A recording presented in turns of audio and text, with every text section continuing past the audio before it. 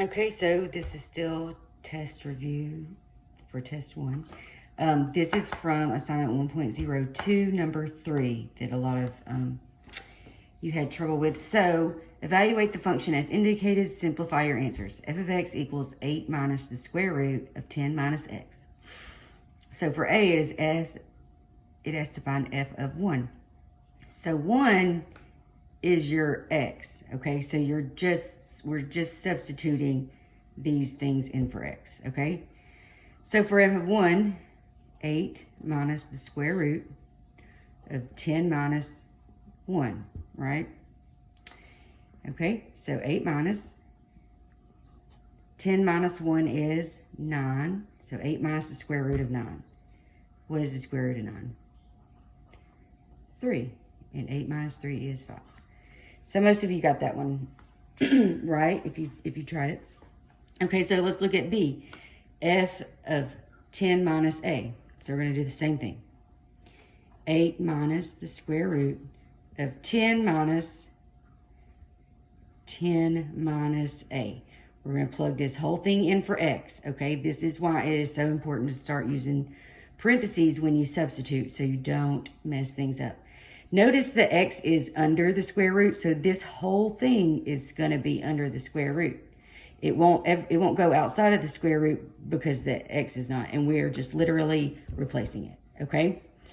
So the first thing we want to do is take care of these parentheses right here. So 8 minus the square root of 10.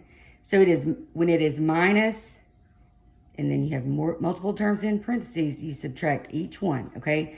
So minus 10 minus a negative a becomes plus a, right? Because a negative times a negative becomes a positive. Okay, so now we're going to simplify under the radical. 8 minus the square root. 10 minus 10 is 0, so we're just left with a, right? And there's nothing we can do any further. There's no like terms to combine. So that is your answer. Okay, so let's look at C because it is a little bit different.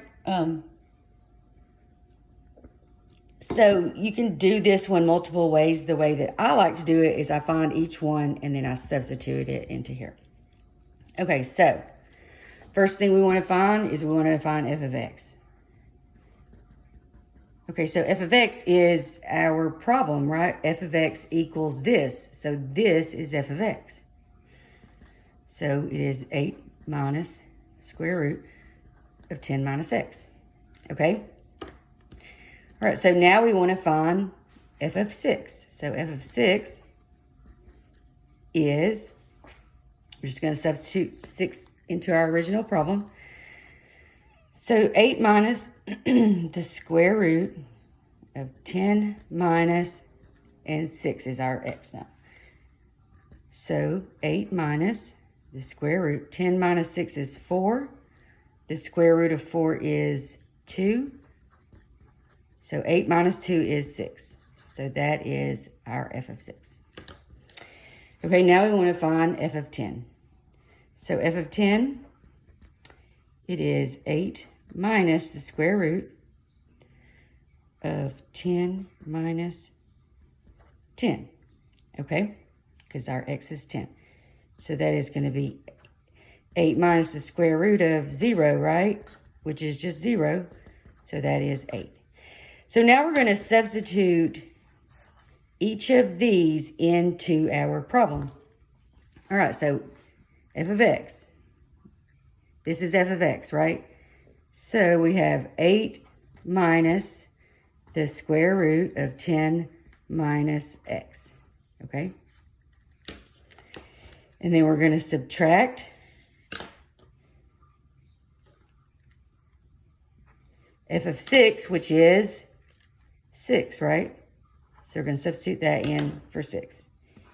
And all of that is over what we found for f of 10, which is 8. Okay? So now we're just going to simplify this as much as we can.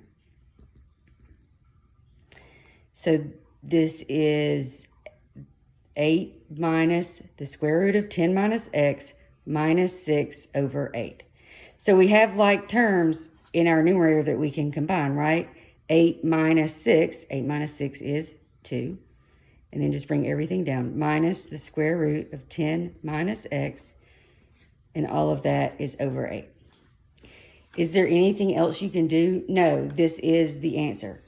You cannot reduce these because when you have multiple terms in a fraction like this, if you wanted to factor out a 2 here, you'd have to be able to factor it out from this term and this term and every single term.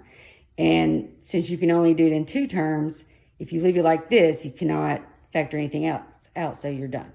Okay? That is all.